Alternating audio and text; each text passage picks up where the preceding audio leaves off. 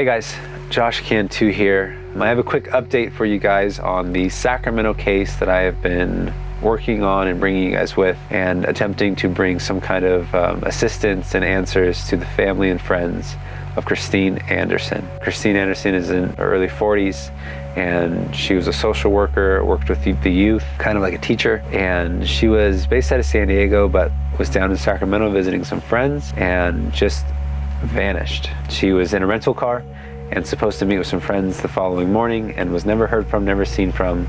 A year passed.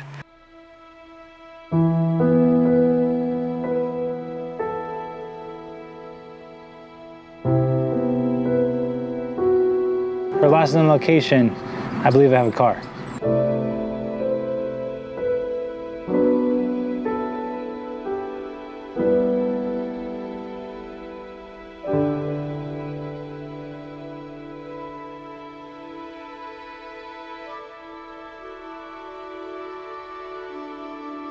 My next step is I'm going to be contacting some really epic divers that I know and asking them if they want to be a part of clearing this vehicle based on these conditions.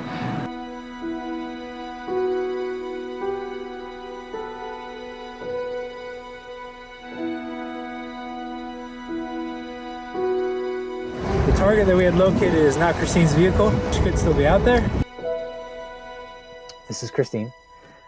She's still missing. Her vehicle is found, and it is now up to the community. A search for a missing woman with mental health issues. 40-year-old Kristine Anderson still holding out hope that Kristine Anderson is okay and will call home soon. Last month, her vehicle finally popped up. It was found in the woods up near Lake Tahoe area, Placer County. It was near French Meadow Reservoir up above Forest Hill, California. When the vehicle was found, it raised a lot of questions on what happened to Kristine and was she still alive. It also raised some concerns on foul play, on whether or not the vehicle was dumped where it was found. But we do have some answers that I can bring you tonight. Kristine's remains were found, which have confirmed and identified her to be deceased. The details of these findings was that a search and rescue team was in the area, combing the area over again. They had originally done a very thorough search. That, she has been missing over a year in a heavily wooded area. There's been snow. I think there was a fire in the area, and there's also wildlife out there. So I'm not sure the circumstances of their find, but they did go back over some of the area and find evidence of her demise. The family and friends put out a post today stating this. I'm sure it's a very difficult time for them to come to the conclusion of, their friend and daughter and sister and not being with them anymore. So my heart goes out to them in this time that they're going through. I did want to bring the attention to this case because it did not receive much news updates yet. The fact that the news didn't necessarily cover this case is shocking and kind of opens up a question of how can we do better? There's so many missing persons cases in the world, but just in the United States, I think it's over 20,000 cases that are still active, meaning 20,000 people have just vanished with no answers for their family or their friends. This case has answers, and for that I'm grateful that the family and the friends now know and can move to the next step of processing this. I've seen the hurt that time has done to families. A year's a long time to not know, to doubt, to wonder, but I've seen a lot longer. And I'm just saddened for this news, but a little bit at ease that they now know. But that brings the topic of missing persons cases in general. Now, we specialize in looking for missing people in vehicles. Why do we specialize in that? Because we have the ability to find objects underwater with our sonar technology.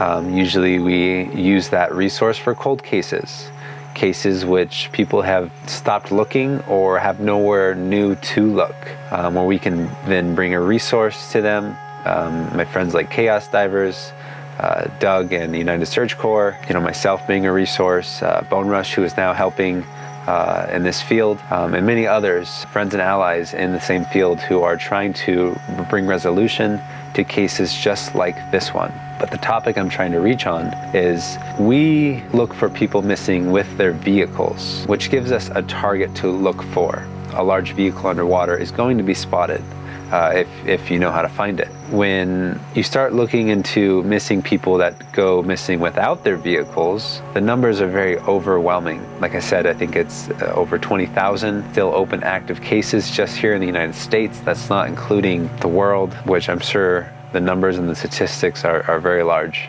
When you talk about statistics such as women, children, elderly, it's overwhelming. And that's where it comes into, how do we come together as a community to fix this and talk about this and overcome the not knowing? It's tragic, and it's heartbreaking, and it destroys families, honestly. Imagine somebody that you saw yesterday that you will never see again and never know why. It gives you chills thinking about it. It's something that makes you uncomfortable, but it's reality for a lot of people. I'm not sure how the circumstances of Kristine Anderson and her mental state led to where her vehicle was parked and where she ended up a mile away from her vehicle. To me, it sounds like exposure. Perhaps she was trying to get somewhere that she knew about or was lost, a campsite, campground, see the stars. I'm not sure. But at some point, her vehicle possibly got stuck and she took to foot, which is what caused her death in my analysis. Autopsies, etc. have still yet to be released. I'm just giving you the information based off of what I've learned from this case. It sounds like she left her vehicle and only made it a mile. This was July, so it wasn't terribly cold, which I'm not sure. I'm not sure. Maybe she was completely lost and wandering for days. Either way, it's concerning of how she got to that location in the first place. I know the news had mentioned she had some mental health problems, and I know she had some circumstances that led her to kind of have a bad week that week.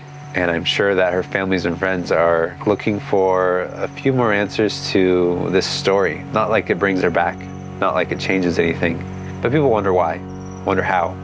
And you want to make sure that she can lay to rest in peace. And if there's justice that is still on the table or anything that may keep you up at night, that those tangents are followed through and seen through and identified that, this was just an accident. So those are just my thoughts on this case. I will continue to see where I can be a resource for other cases, but I just wanted to bring you guys, the conclusion of these searches where Kristine Anderson has been found. She is deceased, and her family are now taking the steps to move forward and process that news. If you guys have any cases in the United States that could use the help of a sonar search and recovery team, I have an email in my description, but it is also jukemotionpictures@gmail.com. If you want to reach out for any information, it'd be an honor for me to be a resource for any other families out there, possibly in a similar situation. With that said, I just want to say thank you for following me. Thank you for being part of my channel, for interacting with the content that I put out, and for trusting and believing in me and supporting me. See you guys on the next episode. I have a bunch of cool episodes coming out from the summer that I'm sure you guys are going to love. All right, have a good one.